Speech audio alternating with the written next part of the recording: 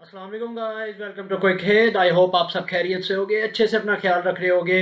India England का third match test match खत्म हो गया राजकोट में और एक कंप्रीहेंसिव विन, कंप्रीहेंसिव भी नहीं, एक humiliating defeat to Bazball. Bazball को तो बिल्कुल तबाह करके रख दिया इंडिया ने, बेसबॉल को निश्चित कर दिया। 434 रन की Indian highest test victory, the largest amount of runs victory India ने इस टेस्ट मैच में ले चुकी है। 100 सालों की सबसे बड़ी इंडिया की इंटरनेशनल विक्ट्री है और इंडिया ने ये उस पिच पे जीता है जो कोई रैंक टर्नर नहीं थी, जो कोई जहाँ पे 1.5 का स्पिन नहीं हो रहा था, 2 का स्पिन नहीं हो रहा था, बड़े नेगेटिविटी अराउंड थी। के राहुल अवेलेबल नहीं थे, विराट कोहली ने सीरीज से विड्रॉ कर दिया था, अश्विन बीच में चले गए, इतना एक्सपीरियंस नहीं था मिडल ऑर्डर में और श्रेयास अय्यर को ड्रॉप करना पड़ा। सो बड़ी अजीब सी, क्या कहते हैं इस, श्रेयास अय्यर शायद इंजर्ड हो गए थे।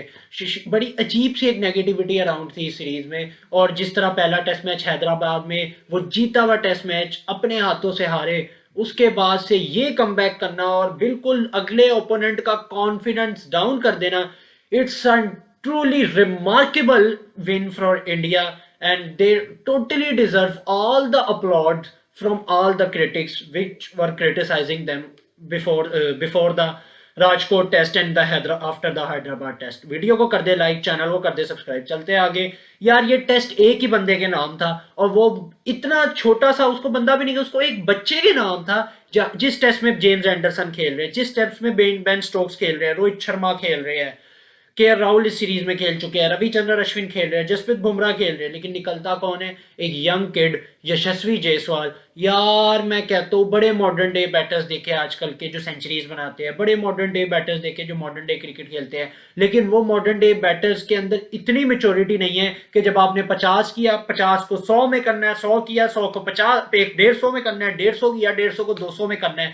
ये जो इसकी यशस्वी की ये ट्रांसफॉर्मेशन है ना टू द इनिंग्स के, 100 को 150, 150 को 200, ये कमाल की है, ये लाजवाब है। और ये यशस्वी का स्ट्राइक रेट जब इंक्रीज होता है, जैसे ही वो 100 बॉले खेलता है, उनका अगर 100 का है तो 120 का कर लेते हैं, 70 का है 90 का कर लेते हैं। ये यशस्वी की जो बात है, और जिस तरह उसने जेम्स एंडरसन को वो 3 कंसेक्यूटिव छक्के मारे, मैंने नहीं देखा जेम्स एंडरसन को पिछले इतने सालों में कि किसी ने ऐसे जीतता है कि कोई भी पिच हो। पिच बहुत बेल्टर था, मुझे पता है, पिच एक बहुत अच्छा विकेट था बैटिंग के लिए, बहुत ही खूबसूरत विकेट था जहां पे आप बैटिंग के लिए रन ही रन थे, लेकिन जेम एंडरसन को 3 कंसेक्यूटिव सिक्सेस मारना, इट वॉज फिनोमिनल फ्रॉम यशस्वी जायसवाल। और सबसे ज्यादा यशस्वी जायसवाल का मुझे एक चीज अच्छी लगती है कि जो बैलेंस है इनका टुवर्ड्स द गेम, मेच्योरिटी है। जहां पे सिचुएशन है कि आपने ब्लॉक करना है वहां पे ब्लॉक करते हैं, जहां पे एग्रेसर बनना है वहां पे एग्रेसर बनता है, कैलकुलेटिव अप्रोच के साथ। इतनी मेच्योरिटी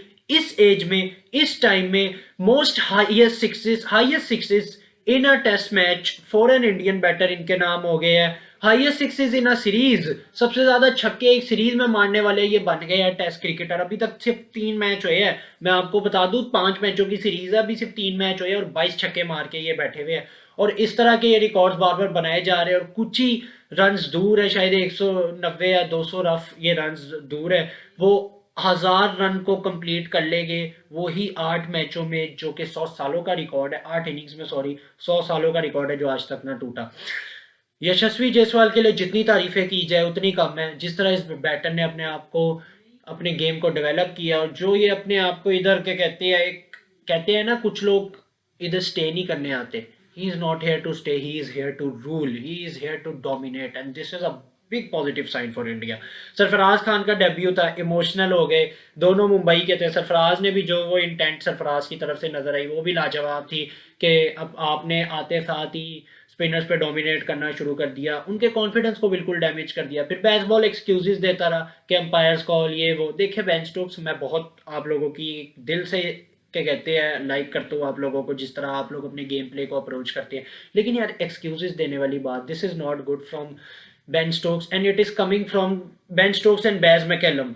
ये एक बहुत ना, क्या कहते हैं, मुझे डिसअपॉइंट कर दिया। मुझे लगा था इंग्लैंड कोई अच्छा स्टेटमेंट, बोल्ड स्टेटमेंट देगा कि हम ऐसे ही खेलते रहेंगे, जिस तरह मैन डकेट ने दिया था कि जॉ रूट। आप लोगों को तो बहुत अच्छा लगता था जब पैट कमिंस और स्टार को वो एशेज में लॉफ्टेड स्वीप्स मारता था और रिवर्स स्कूप्स मारता था। इधर अब वो आउट हो रहा है तो आप लोगों को उसकी शॉट सिलेक्शन नहीं पसंद आ रही।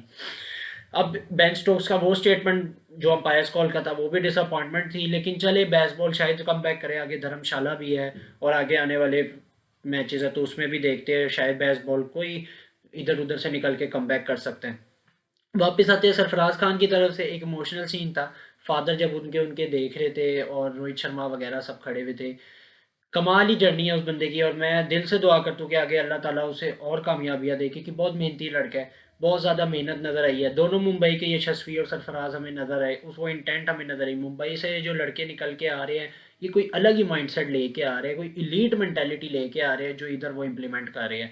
And this is a great sign for India, because जहाँ आपके स्टेट से ही आपको ऐसा टैलेंट मिलना शुरू हो जाएगा, जब आप बड़े बड़े स्टेट में जाओगे वो आपको और इंक्रीजेशन मिलेगी। रेश फिर मैं अगर बात करूँ तो Ravichandran Ashwin, he was good, he was brilliant, he took 500 wickets, congratulations to him. It was a great outing for Ravichandran Ashwin as well. As for Jadeja and Kuldeep, they were totally brilliant in their game. ये जसप्रीत बुमराह भी अच्छे लगे, शायद अब अगले match में rest करेंगे, I don't know Jasprit Bumrah की अवेलेबिलिटी की क्या कंफर्मेशन है।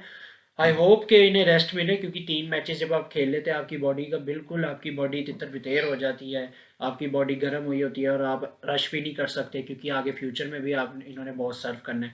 तो जसप्रीत बुमराह को बिठाएंगे। बाकी इंडिया के लिए एक बहुत बड़ा विन है, ये मिडल ऑर्डर इनकी एक्सपीरियंस था, जहाँ पे आपके प्लेयर्स नहीं थे, आपके बॉलिंग में इशू हो गया, रविचंद्रन अश्विन चले गए, फिर बीसीसीआई ने चार्टर्ड फ्लाइट, क्या यार बीसीसीआई भी है, अपने प्लेयरों का कैसे देखभाल करती है कि खुद एक चार्टर्ड फ्लाइट भिजवाई और अश्विन को उधर से बुलवाया। अश्विन को भी जो उनकी क्या कहते हैं मदर के आई थिंक इशू वगैरह चल रहा है, सो जो भी है आई होप कि जल्द से जल्द सॉर्ट आउट हो और अल्लाह ताला उनकी अम्मी को जज़ाए खैर दे।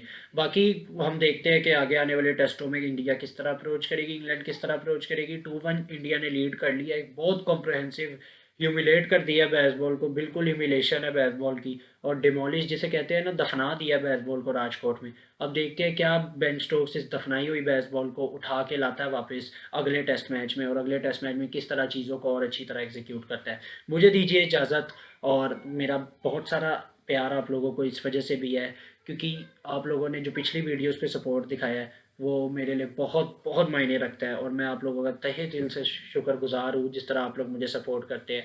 चाहे जितने भी हो, कोई एक हो दो, जिस तरह मुझे सपोर्ट मिल रही है, मैं कमेंट सेक्शन भी देखता रहता हूँ। मैं आप लोगों का बहुत शुक्रगुजार हूँ, और इंशाल्लाह मैं अपनी मेहनत करता रहूँगा और अपनी वीडियोज़ और कंटेंट से आप लोगों को सेटिस्फाई करता रहूँगा। अपना बहुत सारा ख्याल रखिए, टेक केयर, बाय बाय, अल्लाह हाफिज़।